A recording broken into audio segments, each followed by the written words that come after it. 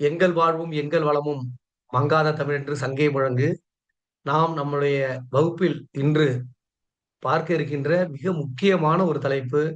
தேர்வில் அதிகப்படியான வினாக்கள் அமைந்த ஒரு தலைப்பு. ஒரு அணி. சரிங்களா? அந்த அணிக்கு போலாமா? தற்குறிப்பேற்ற அணி. முதல்ல அணின்னா என்னன்னு நான் ஏற்கனவே சொல்லியிருக்கேன். இருந்தாலும் இன்னொரு தடவை சொல்றேன். அணின்னா அழகு. அணின்னா அழகு. ஒரு பெண் எப்படி அணிகலன்கள் அணிந்து தன்னை அழகுபடுத்திக் கொள்கிறாளோ, அதுபோல ஒரு கவிஞர் பாடலை அழகாக்குவது, செய்யுளை அழகாக்குவது, அழகாக்க சில விதமான உத்திகளை கையாளுவதுதான் என்னது? அணி. சரி, ரைட். இது ஒரு இலக்கணம். அடுத்ததாக தற்குறிப்பேற்ற அணி. இத அப்படியே பிரிச்சு பார்க்கலாம் பாருங்களேன். தன் கூட்டல் குறிப்பு கூட்டல் ஏற்றம் கூட்டல் அணி. அதாவது தன் குறிப்பை ஏற்றி கூறுவது. கவிஞர் பாடலில் அல்லது செய்யுளில் தன் குறிப்பை ஏற்றி கூறுவது தற்குறிப்பேற்ற அணி. இப்ப அவருடைய குறிப்பு, அவர் மனசுல ஒண்ணு தோணும். அதை ஏற்றி சொல்லுவாரு. அதை எதன் மீது சொல்லுவாருங்கிறது அங்க முக்கியம். எதன் மீது சொல்லுவார்? இதுதான் வினாவுல கேட்பாங்க. இயல்பாக நடக்கும் இயல்பாக நடக்கும் நிகழ்ச்சியின் மீது இயல்பாக நடக்கும் நிகழ்ச்சியின் மீது கவிஞர் தன் குறிப்பை தன் குறிப்பை ஏற்றி கூறுவது. இயல்பாக நடக்கும் நிகழ்ச்சியின் மீது கவிஞர் தன் குறிப்பை ஏற்றி கூறுவது. அது என்ன இயல்பாக நடக்கும் நிகழ்ச்சி? இப்ப ஒண்ணும் கிடையாது. 2 பேரும் நண்பர்கள் என்ன பண்றாங்க? பஸ் ஏற நிப்பாங்க. 10 மணி ஆனா ஒரு பஸ் வரும். டவுன் பஸ் வரும். இவன் என்ன பண்ணுவான்? 9:55 அந்த ஃப்ரண்ட்ல ஒருத்தன், "டேய் நீ வேணா பாரேன். 10 மணிக்கு கரெக்ட்டா அந்த பஸ் வரும் பாரும்பான்." அது 10 மணிக்கு வர்றது இயல்பான நிகழ்ச்சி. அது வந்துரும். உடனே இவன் சொல்லுவான், "ஹேய் பாத்தியா? நான் சொன்னேன். 10 மணிக்கு வரும்னா வரும்டா" அப்படிம்பான். இதுக்கு பேர் தான் தற்குறிப்பேற்ற அணி. புரியுதா நான் சொல்றது? இதுபோல நம்ம வாழ்க்கையில நிறைய விஷயங்கள இத நம்ம சொல்லுவோம். "நான் சொன்னேன் பாத்தியா? நடந்துருச்சு பாத்தியா?" இது எல்லாமே தற்குறிப்பேற்ற அணி தான். புரியுதா? ஆகவே இயல்பாக நடக்கும் ஒரு நிகழ்ச்சியின் மீது கவிஞர் தன் குறிப்பை ஏற்றிக் கூறுவதுதான் என்ன அணி? தற்குறிப்பேற்ற அணி. புரியுதுங்களா? இப்ப இயல்பாக என்னென்ன நிகழ்ச்சி நடக்குது? அதுல கவிஞர் எப்படி தன் குறிப்பை ஏற்றி கூறுகிறார்? அப்படின்னு ஒரு சினிமா பாடல், ஒரு தேர்வுக்கு கேட்கக்கூடிய ஒரு பாடல். 2யும் பார்த்தா நமக்கு இந்த தற்குறிப்பேற்ற அணி என்னது? முடிந்தது. போலாங்களா? இப்ப எடுத்த உடனே சினிமா பாடல் பார்க்கிறோம். சினிமா பாடல் மூலமாக அணி இலக்கணம் நடத்துவது எனக்கு தெரிந்து தமிழ்நாட்டுல கொஞ்சம் பேர் தான். அந்த கொஞ்சம் பேர்ல ஏது அடியேனும் இருக்கின்றேன். ஆகவே இந்த சினிமா பாட்ட கொஞ்சம் நல்லா பாருங்க. இதன் மூலம் நீங்க தெரிஞ்சுக்கிங்க. அது தேர்வுல எப்படி கேட்பாங்கங்கிறதையும் பார்த்துங்க. சான்று 1 பாருங்க. M. Kumaran, son of Mahalakshmi படத்துல இந்த பாட்டு வரும். என்ன பாட்டு இது? சென்னை செந்தமிழ் மறந்தேன் உன்னாலே அந்த அதுல வர்றது. சகி உன்னிறம் சகி உன்னிறம் செம்பருத்தி பூநிறம் சகி உன்னிறம் செம்பருத்தி பூநிறம் சாலையில் நீ நடந்தால் விபத்துகள் ஆயிரம் உன்னை காணவே நிலவு தோன்றிடும் உன்னை காணவே நிலவு தோன்றிடும் இத்தனை அழகா என்று தேர்ந்திடும் சென்னை செந்தமிழ் மறந்தேன் உன்னாலே. சரி, ரைட். நம்ம பாட்டு பாடுனது போதும். நம்ம இப்ப என்ன இந்த பாட்டுடைய விளக்கத்துக்கு போறோம். சகி உன்னிறம், செம்பருத்தி பூநிறம். சகி உன்னிறம், செம்பருத்தி பூநிறம். இது இயல்பாக நடக்கிற நிகழ்ச்சியில இத விட்டுடுங்க. இது நமக்கு தேவையில்ல. சாலையில் நீ நடந்தால் விபத்துகள் 1000.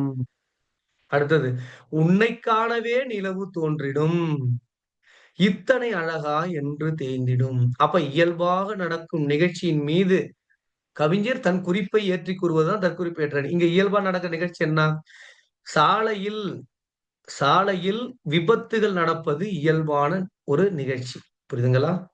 நிலவு தோன்றுவது ஒரு இயல்பான ஒரு நிகழ்ச்சி. அதேபோல அந்த நிலவு தேய்வதும் இயல்பாக நடக்கும் ஒரு நிகழ்ச்சி. நல்லா புரிஞ்சுங்களா? சாலையில விபத்து நடக்கிறது இயல்பான நிகழ்ச்சி. சாலையில அதே மாரி நிலவு தோன்றுவதும் இயல்பான ஒரு நிகழ்ச்சி. அந்த நிலவு தேய்வதும், வளர்வதும் இயல்பான நிகழ்ச்சி. இத எப்படி சொல்றாருன்னு பாருங்க. கவிஞர் எங்க அந்த பெண்ணை வைத்து அந்த பெண் மீது ஏற்றி கூறுகிறார் பாரு. நீ சாலையில நடந்தீன்னா விபத்துகள் 1000 நடக்கும். என்னமோ இவன் நடந்தாதான் விபத்து நடக்கிற மாரியும், இவன் நடக்கலன்னா விபத்தே நடக்காத மாரியும் சொல்றாரு.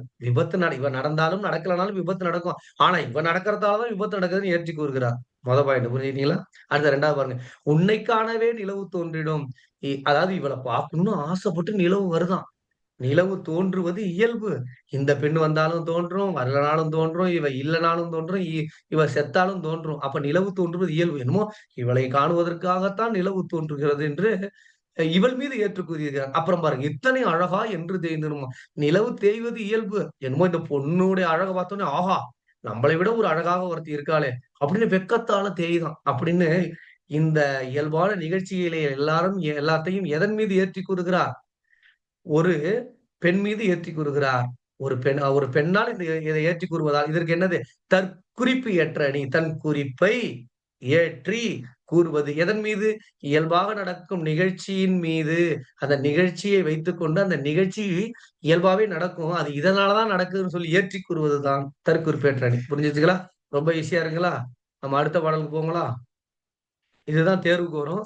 இது தேர்வுக்கு வராது. நீங்க அதனால இத வந்து தேர்வுக்கு வராதத வந்து நம்ம என்ன பண்றது? தெரிஞ்சுக்கிறதுக்காக தான் பார்க்கணும். இப்ப பாருங்க, சிலப்பதிகார சான்று ஒண்ணு பாருங்க. இதுதான் 10th புக்ல இருக்கிறது. சான்று. "போர் உழந்து எடுத்த எயில் நெடுங்கொடி, வாரல் என்பனபோல் மறித்து கைகாட்ட." போர் உழந்து எடுத்த எழில். எயில்னா மதில் சுவர். இல்லன்னா கோட்டை சுவர்ன்னு பேரு. மதில் இல்லன்னா கோட்டை சுவர். கோட்டை. அதாவது நம்ம கோட்டைக்கு போம்போது இந்த பாகுபலி படத்தெல்லாம் போம்போது கோட்டைக்கு முன்னாடி சுவர் இருக்குல்ல, பெரிய சுவர். அந்த மாரி அந்த சுவர். அந்த சுவரின் மீது என்ன இருக்கிறது? நெடுங்கொடின்னா பெரிய கொடிகள் இருக்கு. புரியுதுங்களா? பெரும் கொடிகள். அந்த நெடுங்கொடினா பெரிய பெரிய கொடிகள் இருக்கு. வெற்றி கொடி. அந்த அதாவது வேற ஒண்ணும் இல்ல. போர் விழுந்து எடுத்தல் என்றால் என்ன?